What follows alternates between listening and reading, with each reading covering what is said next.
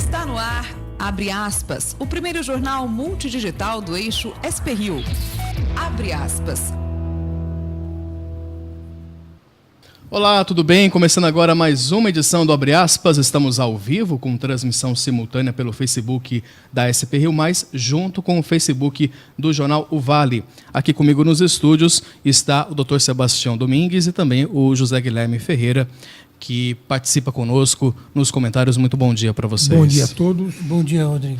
Olha, hoje é quarta-feira, dia 12 de setembro de 2018. Nos destaques tem mais pesquisa, né? Nova pesquisa Ibope aponta Jair Bolsonaro na liderança, enquanto Ciro Gomes, Marina Silva, Geraldo Alckmin e Fernando Haddad se embolam ali no segundo lugar. A poucos minutos do fim do prazo estipulado pelo TSE, o PT registrou a candidatura do Fernando Haddad em substituição à de Lula na corrida presidencial. Em depoimento, o agressor de Jair Bolsonaro chama de incidente o atentado que quase tirou a vida do deputado e candidato a presidente pelo PSL. A Justiça negou o pedido para que Suzane von Richthofen cumpra a restante da pena em liberdade. E o Ministério Público faz uma operação na Mata Atlântica, aqui na região do Vale do Paraíba, contra o desmatamento. E o Brasil indicou o filme do cineasta Cacá Diegues para concorrer a uma vaga no Oscar do ano que vem. Estes e outros destaques dentro de instantes. Jornal Abre Aspas. Jornal Abre Aspas. Muito bem, Jornal Abre Aspas na edição desta quarta-feira, e a gente já começa a edição de hoje com o comentário do jornalista José Guilherme Ferreira. Eis a questão. Bom dia. Quem é o real abestado? Tiririca ou o eleitor? Ontem vi parte do horário eleitoral na TV, justamente o trecho no qual o palhaço zomba do eleitorado, diz que voltou na maior cara de pau. Isso depois de reiteradas e comovidas declarações de que tinha vergonha da política. Tiririca é candidato a deputado federal pelo PR de São Paulo, partido que está corigado no balaio de gatos do candidato tucano Geraldo Alckmin. No final da peça, Tiririca faz uma paródia sem graça do Caicai de Neymar, como se ele fosse o jogador rolando na grama. Outro dissimulado. E o pior, toda a palhaçada é feita com o nosso dinheiro, sim, porque o fundo partidário que financia os candidatos em 2018 é proveniente de recursos públicos. 1,7 bilhão distribuído para os 35 partidos. A única exigência da Justiça Eleitoral é que 30% do total de recursos deve ser usado para o financiamento de campanhas políticas de mulheres. A maior parte da grana vai para o MDB, 234,2 milhões. O PT receberá 212,2 milhões e o PSDB terá 185,8 milhões para gastar. Com o dinheirão do fundo partidário, dinheiro nosso, bem entendido, todos os candidatos, e não só Tiririca, podem deitar e rolar. Me digam quem é o abestado da história. Foi divulgado ontem uma nova pesquisa para a corrida presidencial e foi divulgada a pesquisa do Ibope. O candidato Jair Bolsonaro, do PSL, permanece em primeiro. Na pesquisa de 4 de setembro, tinha 22% das intenções de voto. Agora tem 26%. Marina Silva, da Rede, estava com 12% e caiu para 9%. Ciro Gomes, do PDT, que tinha 12%, agora tem 11%. Geraldo Alckmin, do PSDB, tinha 9% e permanece com os mesmos 9%. Fernando Haddad, candidato do PT, tinha 6%, agora subiu para 8%. Álvaro Dias, do Podemos, tinha 3% e manteve o mesmo percentual. João Amoedo, do Novo, também tinha 3% e permanece com 3%. Henrique Meirelles, do MDB, passou de 2% para 3%. Vera Lúcia, do PSTU, e o Cabo Daciolo, do Patriota, tinham 1% cada e mantiveram o mesmo índice. Já Guilherme Boulos, do PSOL, João Goulart Filho, do PPL, que tinham 1%, dessa vez não pontuaram. E José Maria Emael, da Democracia Cristã, que não havia pontuado na última pesquisa, também não pontuou. No dia 4 de setembro, 21% dos entrevistados disseram ter a intenção de anular ou votar em branco. Agora são 19%. Na última pesquisa, 7% preferiram não declarar o voto ou responderam que não sabem em quem votar. O índice não mudou. Bom, a pesquisa, na verdade, o que eu acho importante, que todo mundo está falando, é óbvio que o Bolsonaro está consolidado na vaga para o segundo turno, né? Também se acredita que ele está atingindo o pico dele, que ele não vai passar de 30%. Então, quer dizer, na verdade, são muitos candidatos, são 13 candidatos, o que está havendo é uma divisão dos votos que não são os do Bolsonaro, né? Então, a gente está vendo aí o Ciro, a Marina, o Geraldo e o Haddad embolados para disputar a segunda vaga. A outra coisa importante é que na pesquisa espontânea, o nome do Lula já não é mais citado tão fortemente. Caiu a metade o número daqueles que espontaneamente dizem que eu vou votar. Os analistas dizem sempre que a pesquisa espontânea ela determina o chamado voto consolidado, quer dizer, da pessoa que tem certeza em quem vai votar. É o voto que dificilmente muda. Então, mais uma vez, reforço o Bolsonaro no segundo turno e também reforça que as pessoas já estão sabendo que o Lula não é candidato.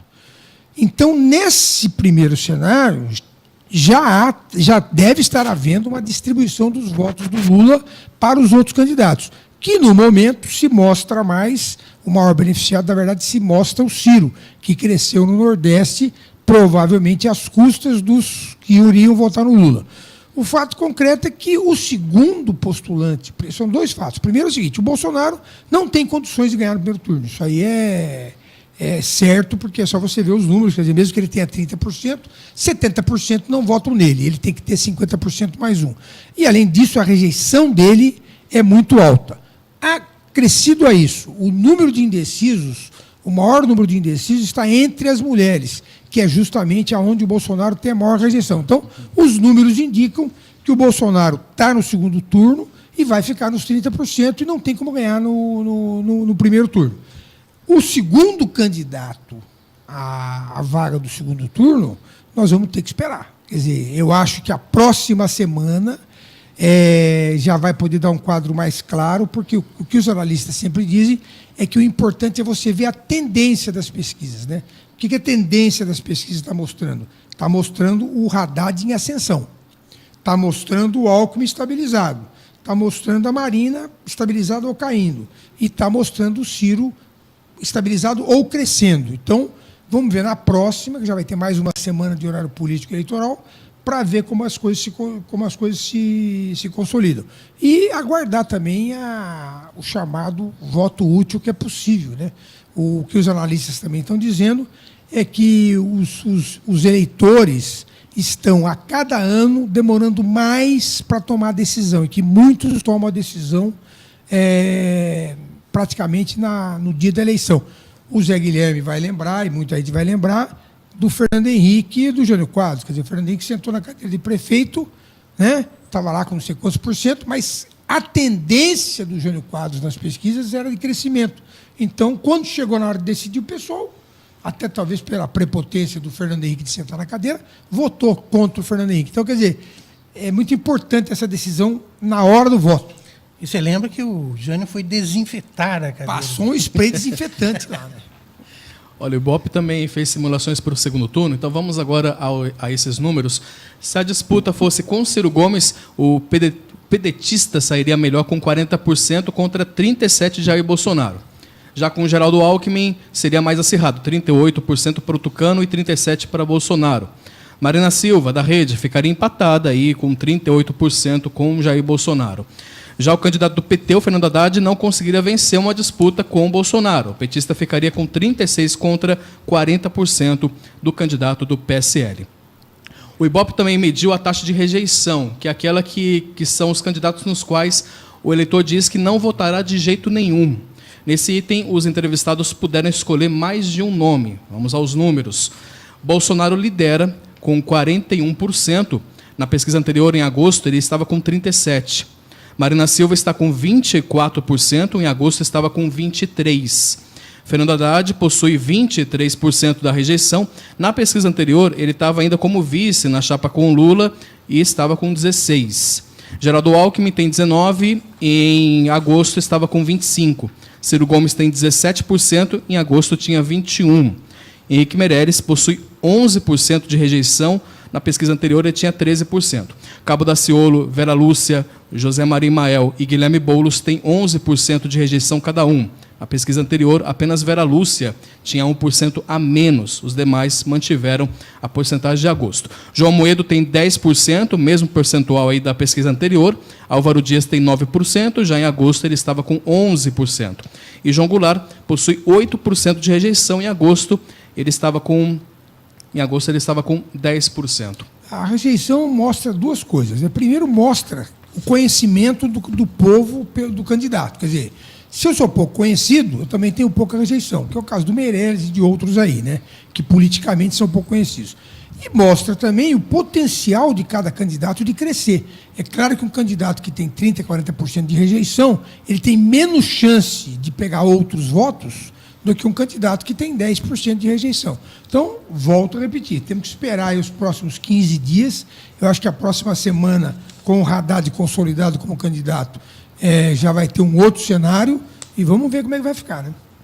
Bom, e ontem o PT, faltando meia hora para o prazo terminar, ele oficializou o nome de Fernando Haddad, substituindo o do ex-presidente Lula na corrida presidencial. O ex-presidente Lula escreveu uma carta que foi lida na frente do prédio onde ele está preso. Nós já somos milhões de Lulas e de hoje em diante, Fernando Haddad será Lula para milhões de brasileiros. Logo depois, o agora candidato Fernando Haddad fez um discurso em que defendeu o governo do ex-presidente. Nós recebemos todos uma missão do presidente, a missão de olhar no olho do povo, de fazê-lo rememorar os bons dias que vivemos, porque construímos juntos um país diferente. O ex-presidente está preso em Curitiba há 5 meses. Ele foi condenado a 12 anos e 1 mês de prisão em segunda instância por corrupção passiva e lavagem de dinheiro. Decisão que, na avaliação do Tribunal Superior Eleitoral, enquadra o ex-presidente na lei da ficha limpa. O registro foi feito aqui no TSE, o Tribunal Superior Eleitoral, às 6h27 da noite. Só 33 minutos, portanto, antes do limite, que era 7 da noite. Fernando Haddad agora é candidato à presidência e Manuela Dávila, do PCdoB, candidata a vice-presidente pela mesma chapa, portanto. O registro de Haddad já havia sido aprovado aqui pelo TSE, mas na época em que era vice do ex-presidente Luiz Inácio Lula da Silva. Agora, o registro dele como cabeça de chapa precisa passar por aqui mais uma vez. Essa demora da oficialização do Haddad acabou atrapalhando o candidato, não é? Acho que é meio suicida, né? Porque o Lula, a maior votação do Lula é no Nordeste. E o Haddad não é conhecido no Nordeste. Quer dizer, quanto mais você posterga a indicação do candidato, menos tempo você vai ter para avisar as pessoas que o Haddad agora é o candidato que tem o apoio do Lula. Né? Ainda mais numa campanha que é bastante curta esse ano, né? Exatamente. Aí vai uma crítica a SP Rio, hein? A rigor, nessa fase que a gente está, a gente tem que procurar, nos meios de comunicação, sempre dar o mesmo espaço para todos os candidatos. Quer dizer, o Haddad está se colocando como candidato, a rigor a gente teria que ter falado, vamos dizer assim, um filmezinho de cada um, para depois ninguém reclamar que a gente está fazendo mais apresentação de um do que o outro. Né? Bom, a gente vai para o intervalo, a gente consegue ir para o intervalo. Na volta do intervalo, a gente vai falar sobre a saúde aí do Jair Bolsonaro, tem notícia do depoimento do Adélio lá, que é o autor do atentado, e também outras informações da política aqui na nossa região. Intervalo rápido, na sequência, mais informações. Jornal Abre Aspas. Jornal Abre Aspas. Retornando com a edição de hoje do Jornal Abre Aspas e continuando com as informações das eleições 2018, o candidato à presidência da República, Jair Bolsonaro, ele recebeu alta da unidade de terapia intensiva. Foi o que informou um boletim médico divulgado ontem à noite pelo Hospital Albert Einstein. Ainda segundo o hospital, ele passou para uma unidade de cuidados semi-intensivos. Ele permanece sem febre e sem sinais de infecção, recebendo as medidas de prevenção de trombose venosa. Bolsonaro está internado desde a última sexta-feira, dia 7 de setembro, no hospital da Zona Sul de São Paulo, se recuperando, né, de uma facada levada durante um ato de campanha em Juiz de Fora, lá em Minas Gerais, na tarde de quinta-feira, na tarde do dia anterior.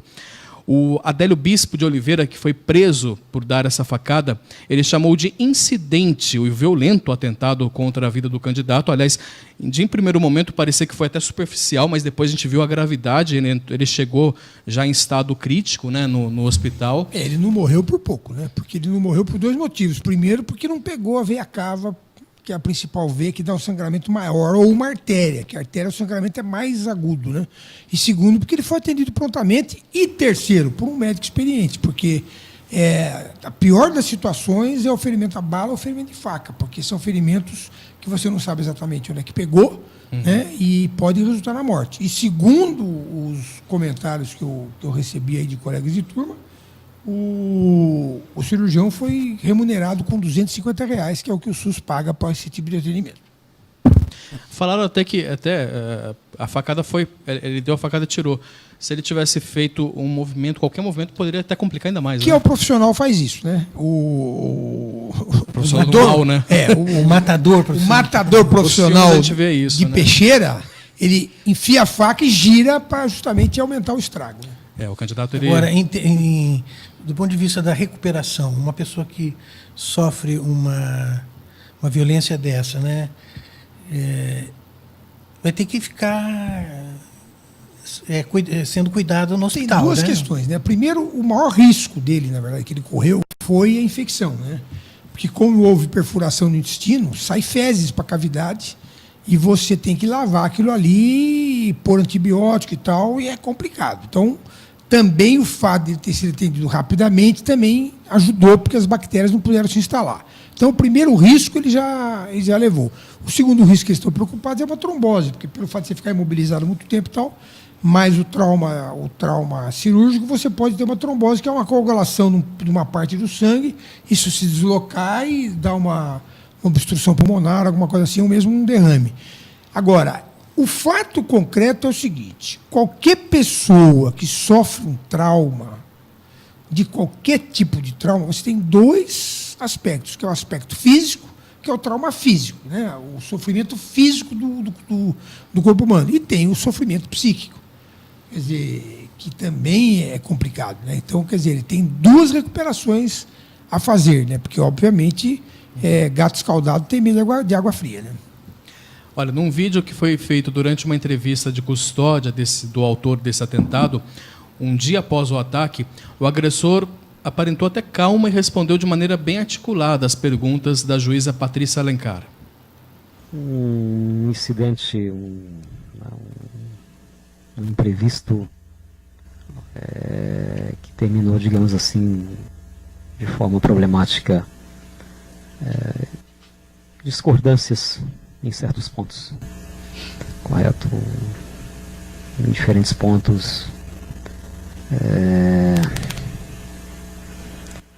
digamos assim, não saberia nem expressar, mas o fato ocorreu, entendeu? Houve um ferimento, correto? Embora pretendíamos pelo menos dar uma resposta, um susto, alguma coisa dessa natureza, entendeu? E foi, aconteceu. Desde sábado, o Adélio Bispo de Oliveira está preso preventivamente no Presídio Federal de Campo Grande, Mato Grosso do Sul. Ele foi indiciado pela Polícia Federal por atentado pessoal por inconformismo político. Ontem a defesa do agressor fez um pedido na Justiça Federal de Juiz de Fora para que Adélio passe por uma avaliação de sanidade mental. Questiona-se também o fato de advogados aparecerem. Na verdade, são advogados da igreja em que ele frequenta, me parece, mas também tem outras questões que a Polícia Federal está investigando, como, por exemplo, ele era desempregado e vivia numa pensão lá em Juiz de Fora, como ele estava pagando esse aluguel, enfim, são várias questões que a Polícia Federal está investigando em relação a esse caso, e até mesmo mais de um suspeito também pode ser colocado aí Agora, observe-se aí no vídeo que ele falou com a mão na boca, né? Quer dizer, isso aí já é uma tentativa, provavelmente instruída por advogado, para que não ficasse muito claro o que ele estava falando. Você vê que o áudio está ruim e tal, etc. e tal. Com relação aos advogados, pelo conhecimento que eu tenho, é muito comum, quando você tem um caso de repercussão, que advogados criminalistas se apresentem para fazer o serviço de graça pela exposição que ele vai ter na mídia. Então, isso aí não é um grande problema. Quer dizer, não vejo isso como nada estranho. É claro que sempre tem a teoria conspiratória, vamos esperar a Polícia Federal aí fazer uma avaliação e chegar a uma conclusão, né? Bom, já que a gente retorna com mais informações de política, vamos agora falar de economia, vamos aos indicadores do mercado financeiro. Já na sua tela vai aparecer a cotação das principais moedas aí, justamente porque o dólar comercial ele subiu ontem após 3 quedas consecutivas. A moeda norte-americana fechou em alta de 1,48% a 4,15 na venda. Já o dólar turismo fechou cotado a 4,33, sem considerar a cobrança de IOF. Já a Ibovespa, que é o principal índice da Bolsa Brasileira, fechou em queda de 2,33%, puxado principalmente por ações de bancos e da Petrobras. Essa movimentação do mercado é justificável por conta dessa pesquisa, mais uma pesquisa eleitoral, sempre movimenta, né? Toda pesquisa que sai acaba movimentando. Aí o mercado, dólar sobe, dólar desce, até mesmo no próprio dia do atentado também teve essa variação do mercado. Enfim, o mercado financeiro ele acaba acompanhando o cenário político instável que se encontra ainda o nosso país. Bom, a produção de motocicletas chegou a 105.336 unidades no mês de agosto no abril. Foi o melhor resultado mensal desde outubro de 2015. Segundo a Associação das Montadoras, a Abraciclo, a quantidade foi 31,4% maior do que a de um ano atrás. No acumulado, de janeiro a agosto, a produção soma uma alta de 21% sobre o mesmo período do ano passado. Toda vez que eu vejo essa notícia de moto, né, eu penso em 3 coisas, né? Primeiro é o seguinte: as pessoas compram moto porque o transporte coletivo não é bom, né? E muitas vezes andar de moto é mais barato do que andar de ônibus, né? Apesar que normalmente o passe do ônibus é pago pela empresa que você é contratado, né? E também a moto leva sempre ao trabalho informal, de entregador de pizza, etc. E tal, né? E a outra coisa que me preocupa sempre é com relação aos acidentes, né? Quer dizer, na cidade de São Paulo morre um motociclista por dia, né? Quer dizer, e o índice de São Paulo é baixíssimo, porque a cidade é muito grande e tem muitas motos. Mas no Nordeste o índice é muito alto, porque as pessoas andam de forma totalmente desprotegida, ninguém usa capacete, como já foi mostrado várias vezes em várias reportagens, e também não segue as regras de trânsito. Então a moto, quando eu vejo o aumento de motos, é uma coisa que, de uma certa forma, me entristece, porque atrás dessa moto pode vir uma desgraça. Estudo elaborado pelo Comitê de Assuntos Setoriais do BNDES, que é o Banco Nacional de Desenvolvimento Econômico e Social, ele aponta a perspectiva de investimento de 1,3 trilhão no período de 2018 a 2021 em 20 setores da economia, sendo 12 da indústria e 8 da área de infraestrutura, de acordo com o comunicado divulgado ontem pela instituição. Entre os fatores determinantes para esse cenário estão, segundo o BNDES, o aumento dos preços internacionais de commodities, a recuperação da demanda interna e políticas públicas e programas de concessão de serviços públicos.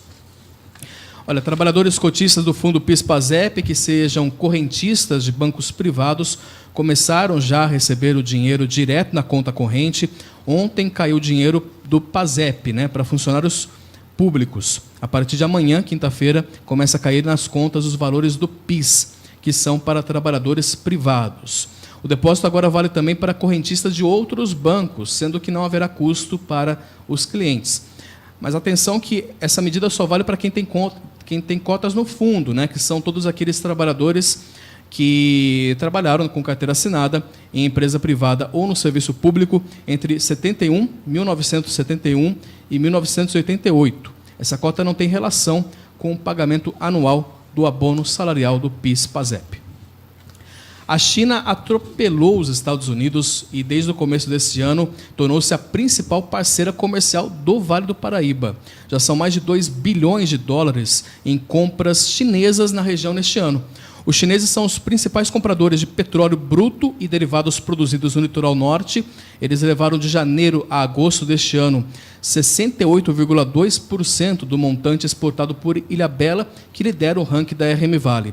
A China ainda é compradora de tubos metálicos, chapas de alumínio e também petróleo e derivados exportados por Pindamonhangaba, com volume de pouco mais de 77 milhões de dólares neste ano. O país asiático ainda é o terceiro maior comprador de Jacareí, especialmente com produtos químicos.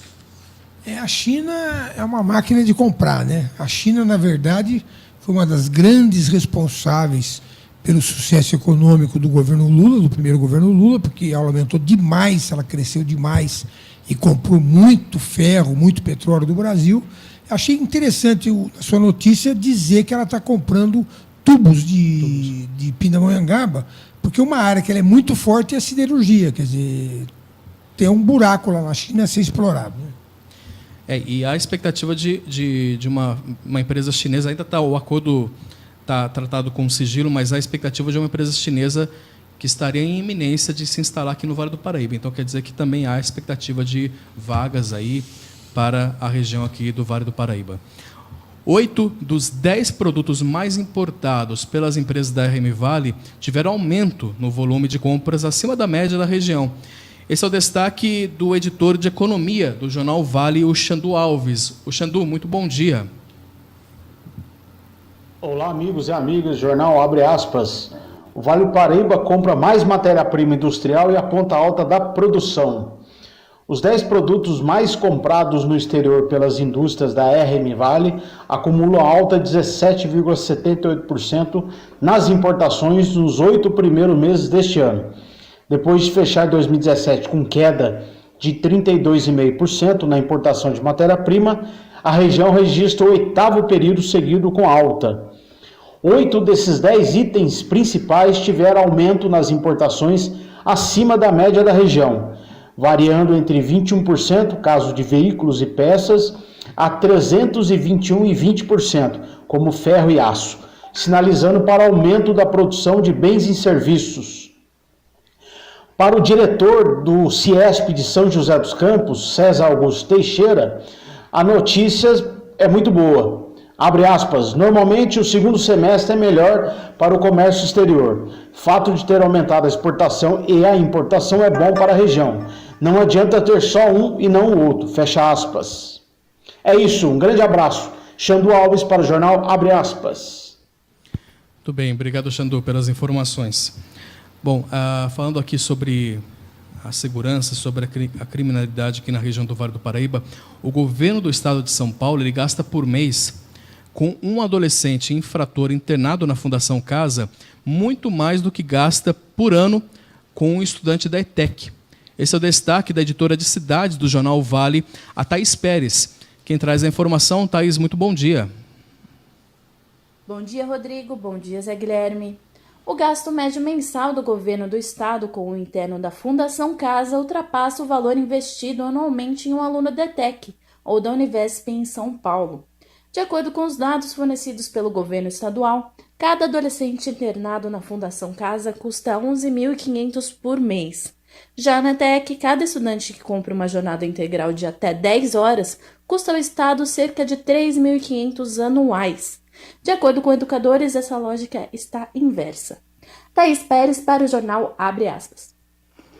Isso é realmente interessante, né? Porque quanto mais você vai investir em educação, menos você vai gastar na Fundação Casa. Mas o que precisa ser levado em conta nesse caso é o seguinte, que o aluno da Fundação Casa, o interno da Fundação Casa, está mantido pelo Estado 24 horas por dia. Quer dizer, então ele tem 24 horas por dia, 7 dias por semana. Então você tem que considerar que esse aluno, só em alimentação, ele vai gastar pelo menos 3 vezes mais do que o aluno da escola básica, né, da escola, de qualquer escola. Até porque eu acho até que a ETEP e as outras não devem fornecer alimentação para os alunos. Quer dizer, só isso já justificaria, em parte, esse aumento, além da estrutura toda que você tem que ter de segurança, 24 horas por dia, 365 dias por semana. Né?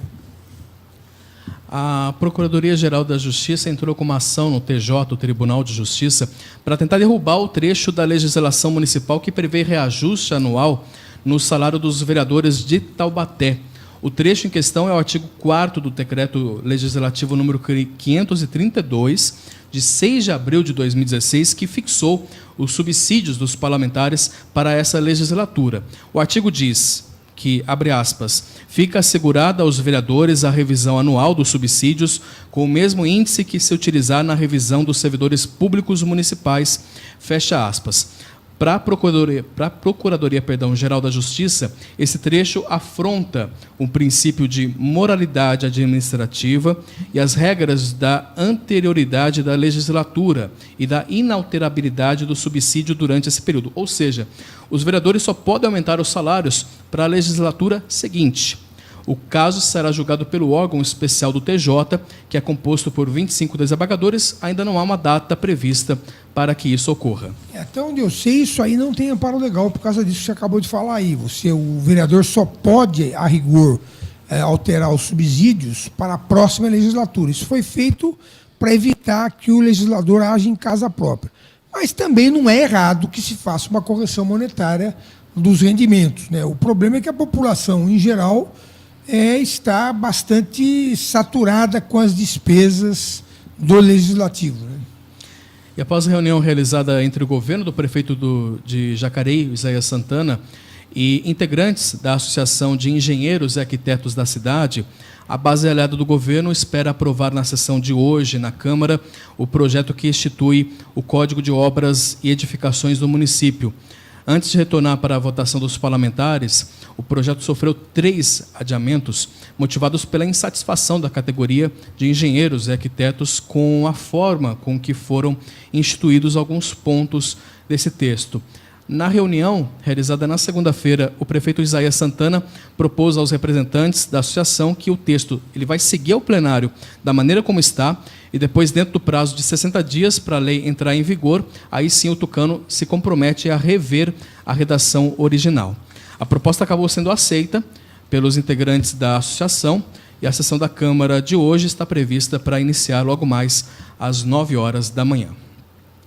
E o prefeito Isaías Santana ele afirmou ontem, em entrevista à Rádio Piratininga, aqui de São José dos Campos, que Jacareí espera receber até o próximo ano os recursos federais que podem garantir 100% do esgoto tratado no município.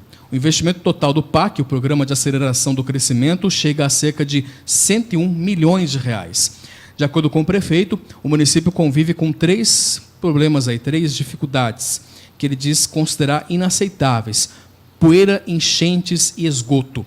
Atualmente, Jacareí tem cerca de 70% do esgoto tratado, sendo os 30% restantes concentrados nos bairros da região oeste. Em julho, a Prefeitura anunciou um pacote de investimentos em infraestrutura e saneamento. No total, são 23 obras a serem realizadas pelo Serviço Autônomo de Água e Esgoto de Jacareí, que juntas custarão mais de 47 milhões de reais. O objetivo das obras é a drenagem de locais em que ocorrem enchentes, além da modernização de redes de esgoto e estações de tratamento. Eu não ficaria assim muito esperançoso em receber dinheiro do governo federal ano que vem, não, né? Porque qualquer presidente que entrar vai ter que dar uma segurada nos gastos e acho que Jacareí talvez tenha que esperar, né? Como outras cidades também. Vamos aguardar. E uma operação do Ministério Público mirou o desmatamento da Mata Atlântica aqui na região do Vale do Paraíba. Nós vamos voltar com a reportagem do Xandu Alves, direto da redação do Jornal Vale. Xandu. Olá, pessoal, o jornal abre aspas.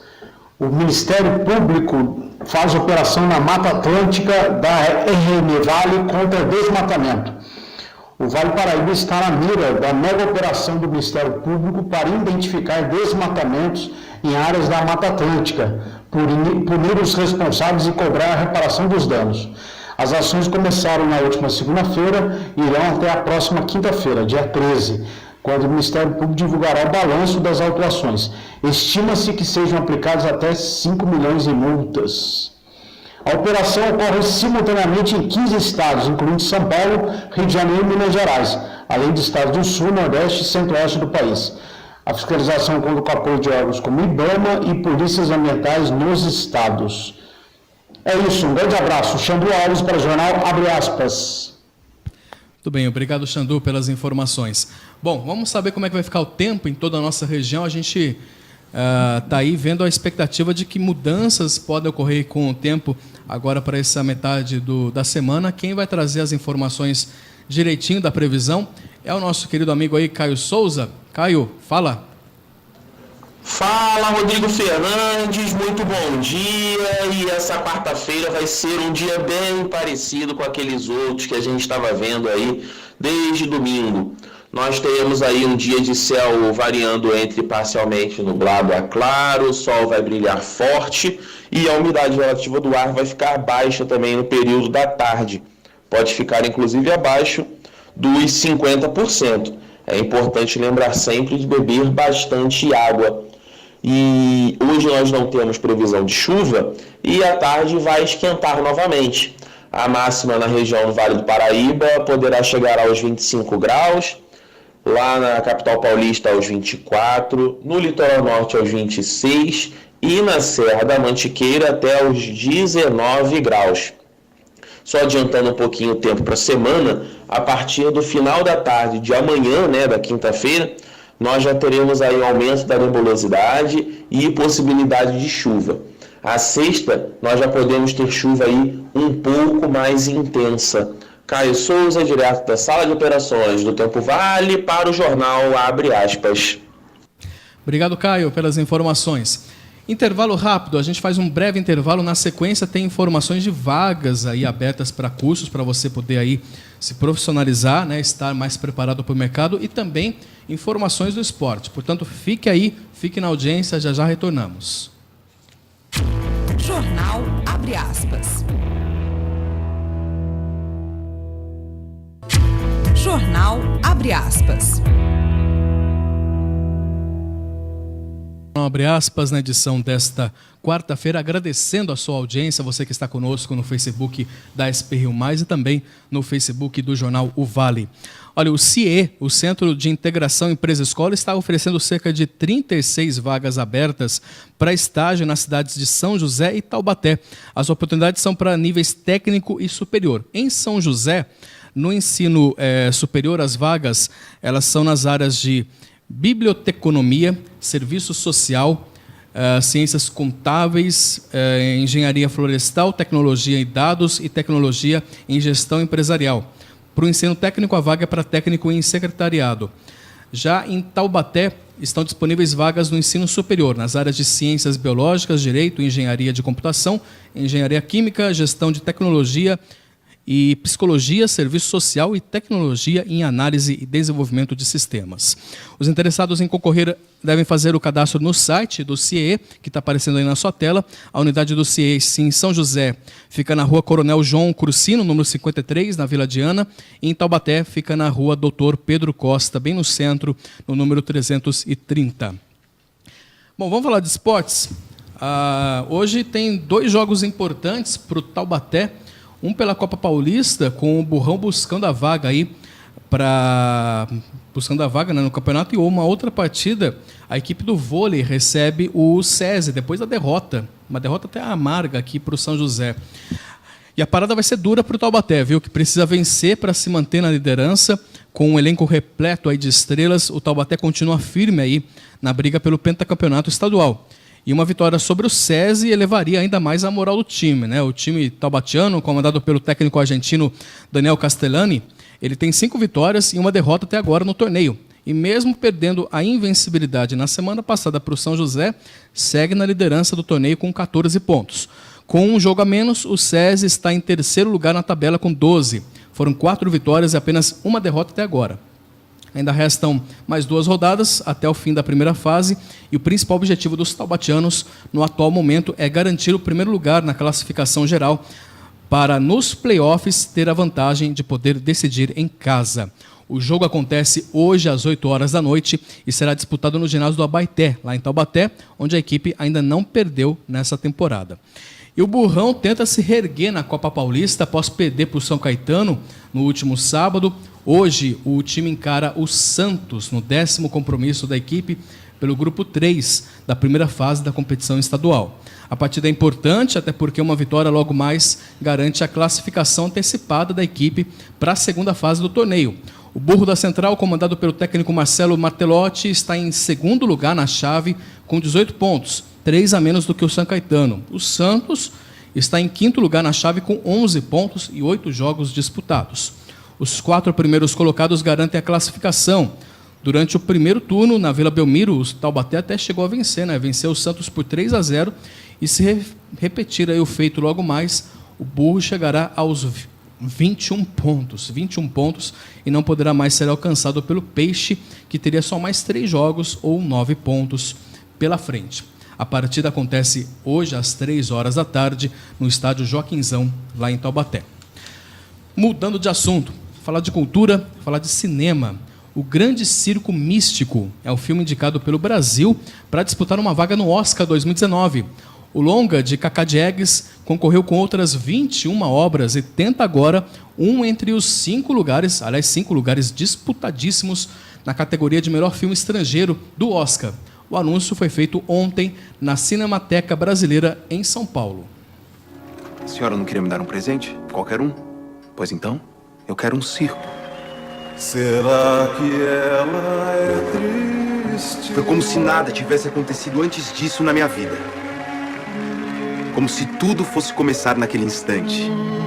A escolha do Grande Circo Místico foi, primeiro, porque é um grande filme e cheio de poesia, magia, sonho. E eu acho que o mundo está precisando disso hoje. Nós temos tido muitas desgraças, muitas tragédias.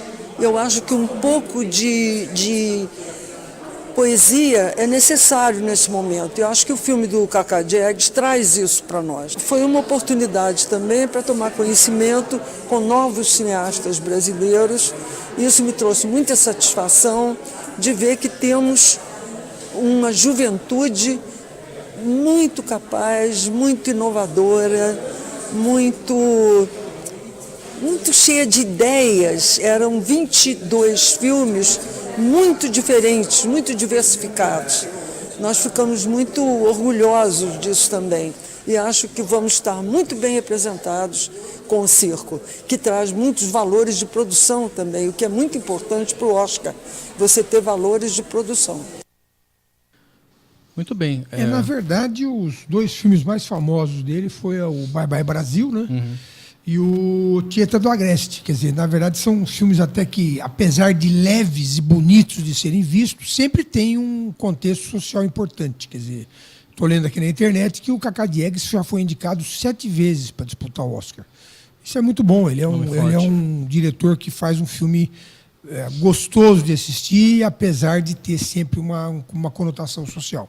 Esse filme ele já está em cartaz, mas o circuito ele é mais restrito, né? Não chega em tantas salas assim de cinema, esse filme O Grande Circo Místico. Talvez com o anúncio aí da vaga ele se expanda para outros cinemas, chegue a mais cinemas. Tem essa dificuldade, o Brasil ele tem às vezes filmes muito bons, mas ficam restritos apenas em algumas salas, algumas capitais, não chega. Infelizmente, eu vou muito ao cinema, inclusive quando eu quero ir ao cinema ver alguma coisa diferente, eu vou a São Paulo ou ao Rio, que a minha sogra mora lá, eu estou sempre no Rio.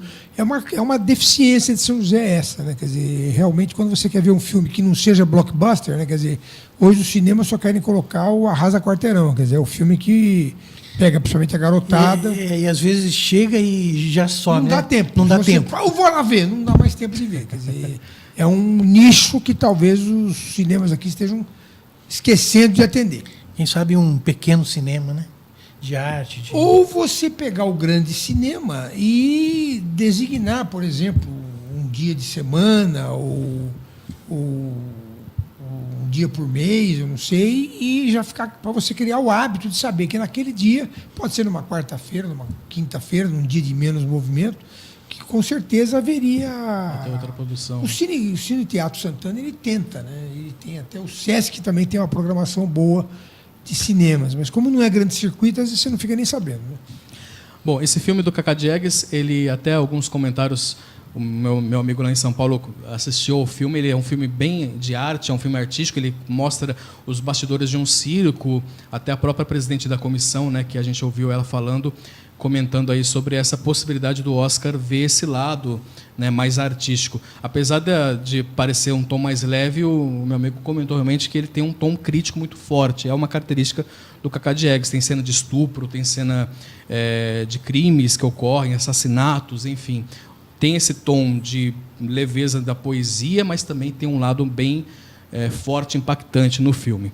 Bom, os indicados ao prêmio serão revelados apenas no dia 22 de janeiro. É uma triagem, né? Todo o país lança, né, o nome de um filme, e aí cabe à Academia de Cinema lá de Hollywood selecionar. E aí fica também a questão da campanha de marketing lá nos Estados Unidos, né? Muita coisa chega para eles, às vezes nem vê direito, mas apesar de a gente ter brasileiros na comissão, né, do Oscar, talvez isso também ajude, facilite. A premiação do Oscar do ano que vem será no dia 24 de fevereiro. Bom, seguindo aqui na expectativa para a FLIM, que é a Festa Litero-Musical de São José dos Campos, que acontece nesse final de semana, e mais 2 autores dão um aperitivo para a gente das obras que eles vão expor nesse evento.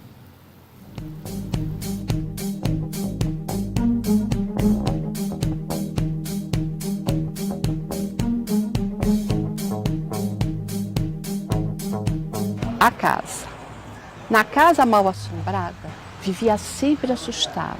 O que teria minha gente naqueles sonhos insistentes? Eram passos arrastados, gemidos para todo lado, sem falar nas correntes cujo som era estridente. Mas o pior disso tudo foram os sons das panelas, porque o ruído delas era muito assustador. Mas ao entrar na cozinha, senti um medo danado, porque no chão nada tinha, tudo estava arrumado. No fim do ano de 1940, Padre Rodolfo foi destinado como pregador do retiro espiritual aos salesianos reunidos em Campinas. Pregou mais com o exemplo do que com a palavra. Devoto do retiro por ordem do seu superior, passou pela cidade climatérica de São José dos Campos a fim de ser examinado pelo médico. Naqueles anos, com efeito, haviam notado no seminário de Lavrinhas alguns casos de tuberculose, e o diretor havia determinado que todos os salesianos da casa passassem por uma visita médica. O exame do padre Rodolfo registrou positivo. Tinha já os pulmões atacados pelos germes do mal. O médico quis logo que ficasse em São José dos Campos, mas o padre insistia que devia antes apresentar-se ao diretor de Lavrinhas. Foi somente por obediência a este que se resignou a deixar o trabalho para retirar-se a São José dos Campos, onde devia passar os últimos anos. Os patos aí do Vicentino Aranha participaram da gravação também. Na bola, tô fraco, né? Você pode ir comprar um livro e observar as galinhas. Né? A FLIM acontece nos dias 15, 16 e 17 agora dessa semana, no Parque Vicentino Aranha, aqui em São José dos Campos. É um evento de graça, é um evento aberto ao público, é importante você participar e estimulando aí a cultura. Amanhã mais 2 autores aqui dentro do Jornal Abre Aspas dão esse aperitivo das obras que eles vão expor no final de semana lá na FLIM. Esses filmetes são feitos pelo Jornal Vale, né? Parabéns pela iniciativa, muito bacana e ressaltando aí, reforçando os autores aqui da nossa região, tudo mais, valorizando o que é nosso também. Aliás, a gente dá mais detalhes ainda nessa semana da FLIT, que é uma festa literária, uma feira literária que vai acontecer lá em Taubaté. Taubaté é considerada a capital nacional da literatura infantil, mas poucas são as iniciativas do governo municipal para reforçar esse título. E agora está tendo essa FLIT, que é uma feira muito interessante, muito bacana, que acontece na Avenida do Povo, reúne editoras do Brasil inteiro, e também vai ter alguns autores importantes, se eu não me engano, shows com a palavra cantada, enfim, Fernanda Takai, que é do ex-Patufu, também vai estar lá e tem uma das obras, vai estar com uma roda de conversas. Enfim, isso é interessante. E durante a semana a gente traz mais detalhes da FLIT. Então, mas sabe que também tem a feira de Santo Antônio do Pinhal, né? Você vê que como a Flip, né, a Flip Paraty. de Paraty, Paraty, né? ela acabou motivando as pessoas. Contaminando de uma forma Contaminando a positiva, região. né? contaminou podia dizer até todo o Brasil, porque todos os lugares, todas as grandes capitais, grandes cidades têm promovido suas feiras literárias. Isso é muito bom, que continue assim, né? Que a gente estimular cada vez mais essa boa cultura. Bom, agradecendo, doutor Sebastião, muito obrigado mais uma vez, retornando aí de uma folga, descansado, recuperado aí com energias recuperadas. Pronto para aguentar o Eleições. desenrolar das eleições aí, cada dia uma surpresa, né? Estava comentando até que roteiro tem a série House of Cards da Netflix, que tem esse parâmetro de política. Eles podiam olhar aqui pelo Brasil, aqui eles têm conteúdo de sobra para fazer roteiro de outras séries aí, de outras temporadas, né? Impressionante. Obrigado e boa semana, viu, doutor? Para todos nós, bom dia. Zé Guilherme, a gente retorna amanhã. Obrigado mais uma vez. Até amanhã, Rodrigo. Obrigado pela sua audiência e para você uma ótima quarta-feira. A gente se encontra amanhã, quinta-feira. Forte abraço, até mais.